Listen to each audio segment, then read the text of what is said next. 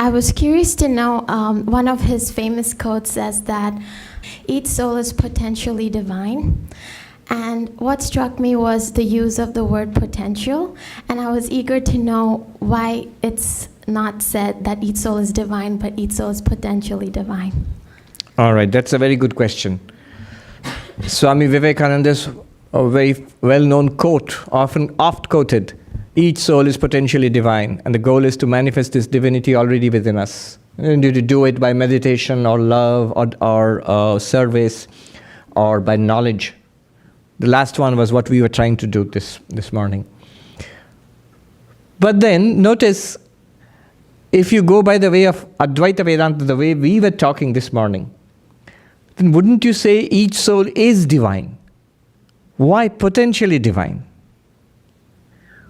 If you ask Shankaracharya, each soul is divine already. Didn't we say that you're attaining that which is already attained? All it removes samsara, which was never there. So why the word potentially? One thing you must remember about Swami Vivekananda and Sri Ramakrishna is they were extraordinarily practical. Their spirituality was, no matter how high the philosophy, how abstruse the thought, was, at the end of the day, tremendously practical. What difference does it make to my life here and now? Now, it is not enough.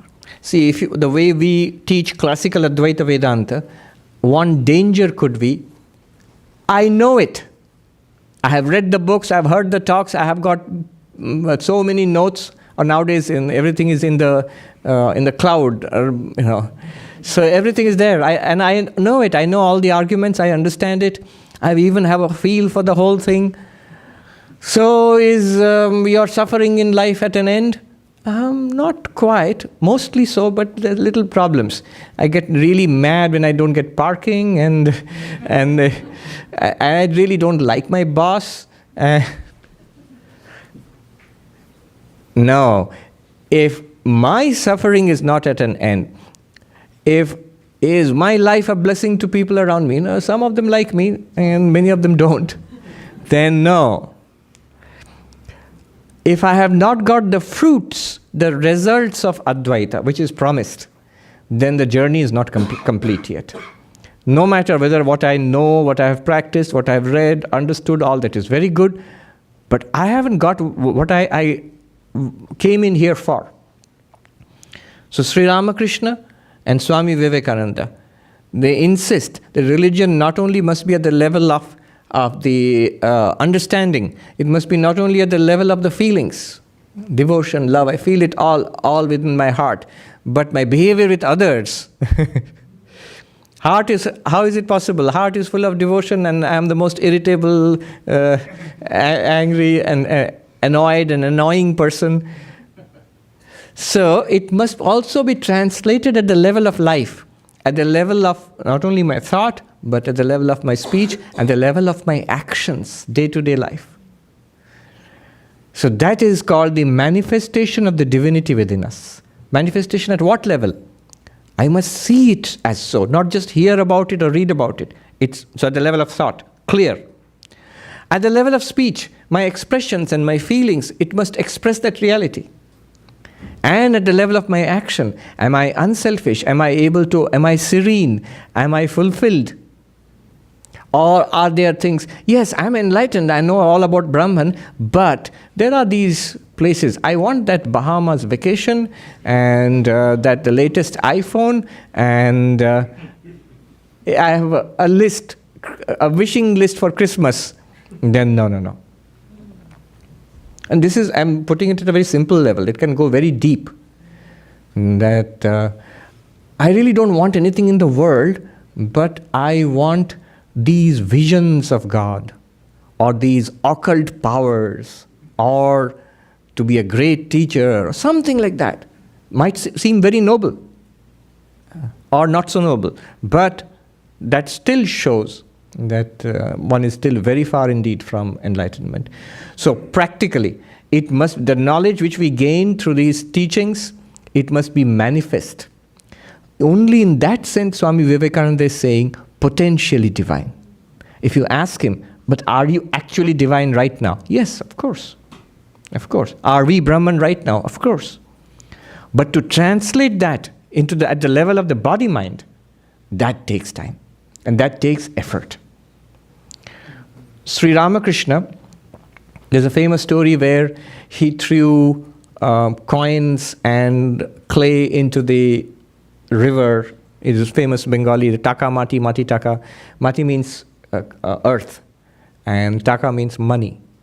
And earth and gold and earth are the same. Clay, a lump of clay and gold are equally valueless to me. Practice of renunciation. To overcome the pride of caste, he was an upper caste Brahmin. He went into the bathroom of a lower caste sweeper, and he swept the whole place with his own hands. Now, somebody wrote in a local paper in Calcutta in those days that religion is all very fine. He was a great religious teacher, but he criticized Sri Ramakrishna by saying, this is too much, this is overdoing things. You understand it, it changes your life, but to take it to this extreme. And then Swami Sarbapriyananda ji, in his book, The Great Master, he defends Sri Ramakrishna. He says, this is the only way of being spiritual that has been taught to us. That not only at the level of understanding, I have the most extraordinary ideas and I've read the most sophisticated philosophy, fine. But not only at the level of feeling. I'm full of devotion for God. When I hear kirtan, the singing of the chanting of the name of God, tears come to my eyes. Also good. But that's still not enough. It must be at the level of my life. Do I have peace within me? Do I radiate peace for others? Have I overcome all worldly longings? Have I overcome anger and jealousy and hatred and prejudice? Do I feel a deep oneness with all? A sense of embracing the world. Do I feel that? Do I still feel there are things I have to get for myself in this world? You might feel there are things I need to do for others. That's all right.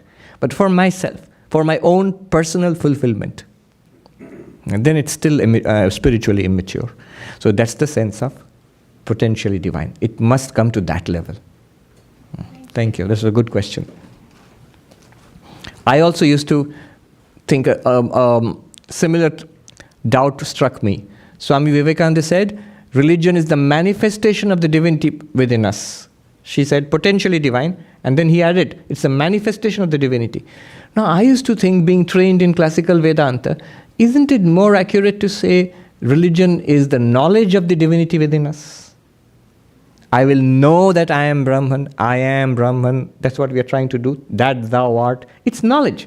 You keep talking about knowledge, jnana, knowledge. But Swami Vivekananda says, not just knowledge.